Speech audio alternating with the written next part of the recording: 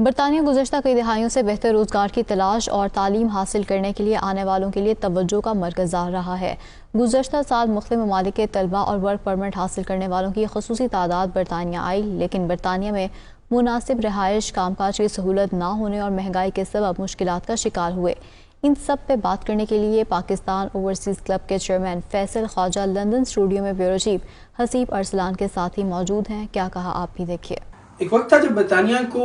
مہاجرین کے لیے جنت کا جو ہے وہ قرار دیا جاتا تھا۔ پوری دنیا سے لوگ یہاں پر آباد ہوئے آ کر، چاہے وہ افریقہ سے ہوں، چاہے وہ ساؤتھ ایشیا سے ہوں۔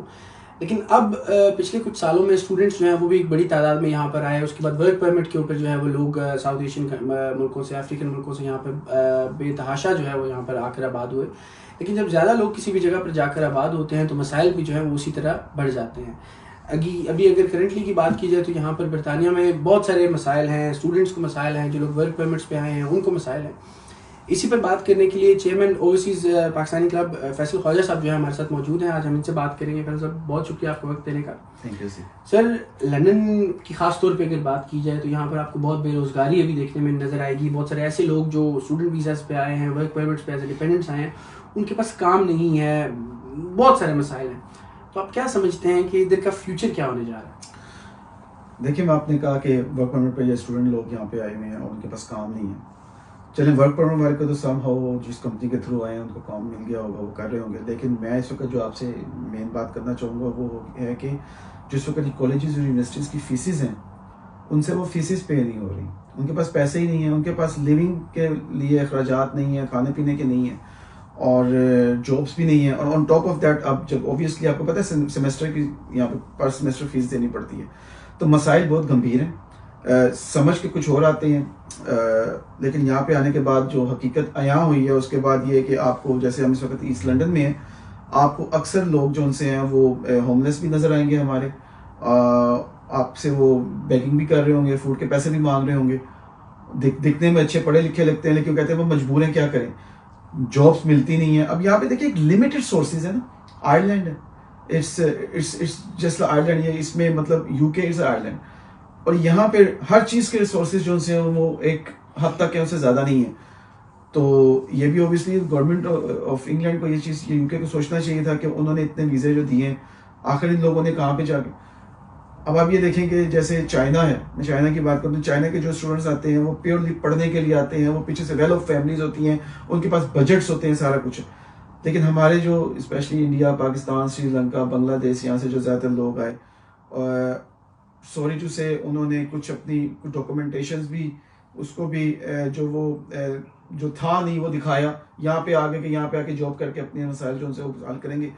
لیکن اس وقت میرے پاس، چونکہ میں چیئرمین ہوں پاکستان اوورسیز کلب، اور میں نے کچھ عرصہ پہلے اناؤنسمنٹ کی تھی فری فیونرل سروس کی بھی،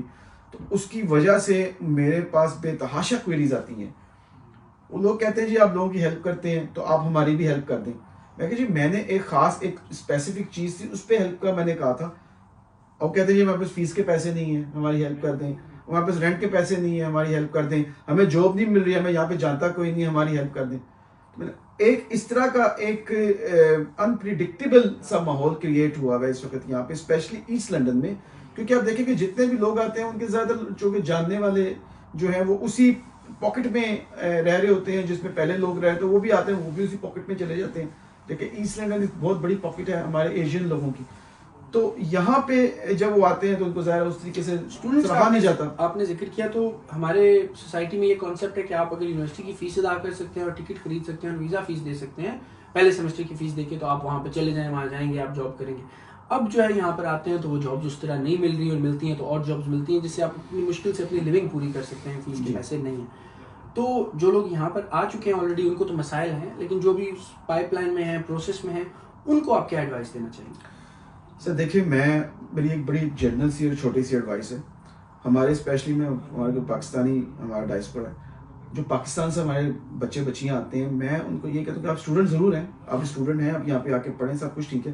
لیکن پاکستان میں یہاں پہ آنے سے پہلے کوئی 3 مہینے کا، 6 منتھس کا، 9 منتھ کا، 1 ایئر کا کوئی ہینڈ اسکل کا کوئی جو ہے نا اپنی ایک لے کے آئیں، وہاں سے کوئی ایسی اپنی اسکل لے کے آئیں گے جس میں آپ کو صرف یہ نہ ہو کہ میں نے آ کے صرف ریسٹورینٹ میں ہی جاب کرنی ہے، یا میں نے آ کے سیکیورٹی گارڈ ہی بن جاؤں گا، میں اپنے خرچے پورے نہیں۔ آپ کو اگر اسکلڈ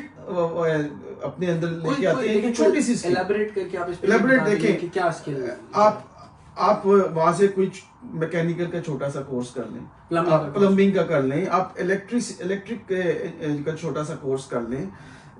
آپ اس طرح کے چھوٹے چھوٹے جو اور بے تحاشا کورسز ہیں, آپ اور کچھ نہ کریں, آپ وہاں پہ چلیں, کوکنگ کا کوئی تھوڑا بہت اپنا وہاں پہ کر لیں, کوئی آپ ہینڈ فل آپ کو ہونا چاہیے کسی قسم کی ایسی اسکل ہو. آپ وہاں پہ آپ اپنے گھر میں گلاس بھی اٹھا کے نہیں پانی کا پیتے تھے, اب یہاں پہ آ کے آپ کو چکن شاپ میں کام کرنا پڑ رہا ہے. مطلب this shouldn't be a future for yourself کہ آپ ایک اعلیٰ ڈگری لینے کے لیے آپ انگلینڈ جا رہے ہیں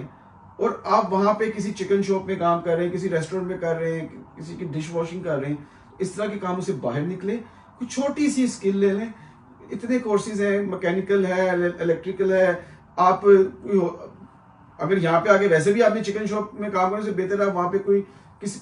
کنسٹرکشن سے ریلیٹڈ کوئی آپ کوئی اسکل لے لیں. جیسے برکی کا یہاں پہ بڑے اچھے پیسے ملتے ہیں, اب بریک لیئر جو ان سے وہ اس کا کر لیں, پلاسٹرنگ کا کر لیں, کوئی چھوٹے موٹے کورسز ہوتے ہیں. مطلب آپ اتنا کریں نا کہ آپ ہو کہ یا میں وہاں جا کے اپنے پیروں پہ کھڑا ہو جاؤں گا, بجائے اس کے کہ آپ سڑک پہ گھومنا پھرنا شروع کر دیں, لوگوں سے مدد مانگنا شروع کر دیں, یا کسی عام سی دکان پہ جا کے جو چھوٹے بزنس مین ہیں ان کے پاس بھی ایک لمیٹیشن ہوتی ہے نا, وہ امپلائی اتنے زیادہ رکھ ہی نہیں سکتے. اور یہاں پہ جو بزنسز کی اس وقت سچویشن بنی ہوئی ہے, کاسٹ آف لیونگ آپ کو پتہ ہے یہاں پہ کتنی ہائی ہو چکی ہے, تو اس سچویشن میں لوگ اپنی لیونگ بڑی مشکل سے نکال رہے ہیں, تو وہ ایکسٹرا امپلائمنٹ تو نہیں کر سکتے. آپ کو پتہ ہے کہ ریٹ کتنا ہائی ہو گیا کہ اس وقت یہاں پہ افورڈیبلٹی جو سی ہے, آپ زیادہ لوگ افورڈ ہی نہیں کر سکتے. لوگ آؤٹ سورسنگ کر رہے ہیں ساؤتھ ایشین کنٹریز میں, اپنے آفیسز کھول کے وہاں سے وہ لوگ اپنا جو سلسلہ چلا رہے ہیں. یہاں پہ تو اسٹاف کا ویسے بھی افورڈیبلٹی کا بہت بڑا ایشو ہے. بہت شکریہ جی. جیسا کہ آپ نے جانا, چیئرمین اوورسیز کلب فیصل خواجہ جو ہے وہ ہمیں بتا رہے تھے, نہ صرف انہوں نے مسائل پہ بات کی بلکہ ان کے تدارک کے لیے جو ہے کیا حل نکالے جانے چاہیے, اور جو لوگ وہاں سے ابھی تک نہیں آئے اور آنے والے لوگ ہیں ان کو بھی انہوں نے گائیڈ کیا کہ آپ وہاں سے برطانیہ آتے ہوئے کوئی ایک ایسا اسکل جو اپنے ساتھ لے کے آئیں کہ یہاں پر آ کر آپ کو جاب سیکنگ میں کوئی مسئلہ نہ پیش آئے, اور اگر آپ کو کوئی نوکری نہیں مل سکتی تو آپ سیلف امپلائڈ جو ہے اپنا کوئی ایسا کام, اپنا کوئی اسکل ایسا اپنے ساتھ لے کے آئیں جس کو آپ بیچ کر اپنا گزر بسر کر سکیں.